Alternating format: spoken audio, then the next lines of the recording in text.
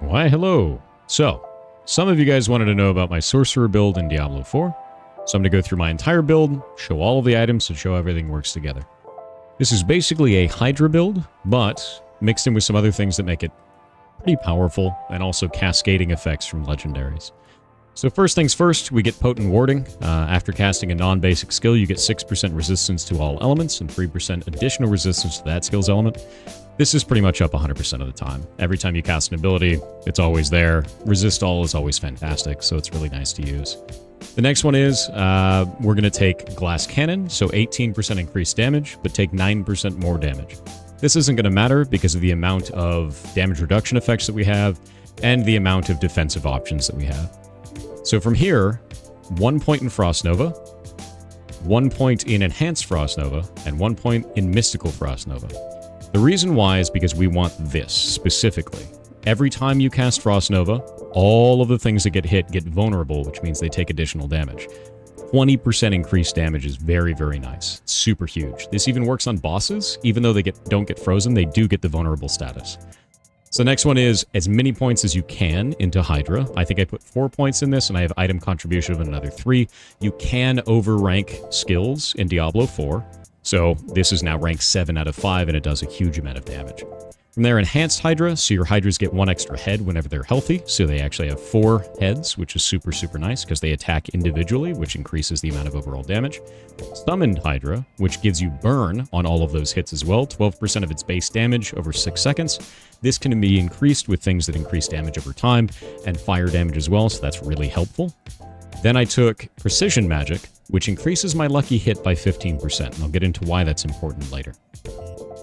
Down here, we've got Inner Flames that increases all of our Pyromancy skills, which Hydra is a Pyromancy skill. It actually has the marker there by another 9%. And then down here, I took the ultimate skill of Inferno. That's ultimate and another Pyromancy skill, so another 9% on this one as well. And I took the bonus, which is Prime Inferno, which pulls all the enemies into the center. So this is a kind of a really good use on elite packs when you see a really good one, or just like a big pile of enemies. It's fantastic. The general way to play this is to throw Inferno down in a large pack, drop 2 Hydras in the middle, cast a Frost Nova, and laugh. Now, from here, enhancements. We can get 1 enhancement in the beta right now, and I chose this one. When Frost Nova, or when your Hydras hit something, every time they hit, they have a chance to proc Lucky Hit. Lucky Hit's going to be different for every class and every build, but for this one, whenever Lucky Hit procs from a Conjuration spell, you have a 30% chance to unleash Frost Nova on the enemy that it hit. So since I have a Hydra out with 4 heads, and each one of them shooting, whenever Lucky Hit goes off, there's a 30% chance that it also procs Frost Nova on that target, and since we buffed Frost Nova earlier, it also makes it so those targets are now vulnerable. This is really devastating. The reason why it's so devastating is if we look at my Legendaries, first thing I took was Hydra having 2 Hydras. So now we have 8 heads that are shooting this, which means dramatically increased chance for that to proc. On top of this, I also took 39% increase when we have a barrier. On my bar, I've got Ice Armor, I've got Flame Shield, so those are my 2 barriers. I've got Hydra, I've got Frost Nova, and I've got that Inferno. With these 2 barriers, Ice Armor and Flame Shield, that will go off every time we have this, so now my defensive option is also a damage stim. We've also got distant enemies have a 15% chance to be stunned, and you deal 44% increased damage to stunned enemies. The reason that this is actually super important is if we go down here, damage to stun and mouse over this, you can see right here it says after fully staggering a boss, they are considered affected by all crowd control types, including stun for the staggered duration. So when bosses get staggered, they actually take 44% increased damage from all of our effects, so that works for that. For this one, you have 25% increased critical strike chance against injured enemies, which I believe is under a certain percent of HP. It might be quite low. I know healthy is 80% and up, so injured might be 20% and below. While you are healthy, gain 50% increased crowd control duration, which means all of those Frost Novas that our Hydras are setting off and ours last 50% longer because of this.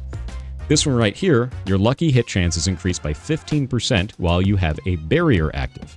So that means whenever I'm doing my barrier damage stim, with this 39% increased damage, we now also have a higher chance of proccing all of those Frost Novas.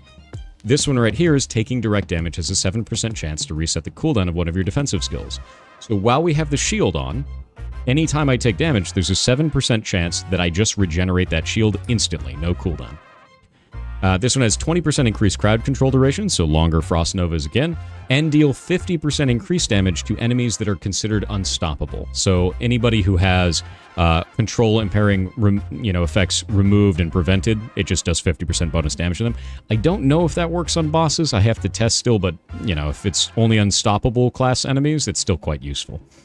Here we have damaging an elite enemy grants you a barrier, absorbing up to 536 damage for 10 seconds. This effect can only happen every 30 seconds. So usually every time that I hit an elite enemy, a new pack, this will proc, which then makes it so that this 39% damage goes through and this 15% lucky hit goes through. So this is constantly chaining these three effects together at all times. It's very, very good.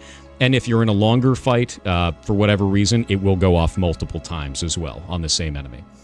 This one is casting Ice Armor makes you unstoppable for 1.5 or 2.5 seconds here.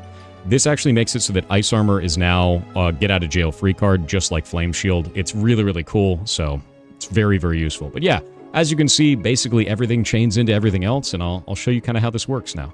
We're going to go fight this boss of this mini dungeon here.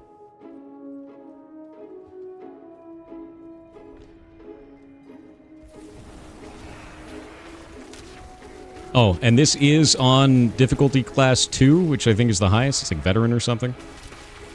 So I can basically just ignore all of these. They're just the mini enemies. And just wait through this. You see those Frost Novas going off. And here we go. Dead. And that's it. That's the whole build. Super effective, super fun. See you guys later.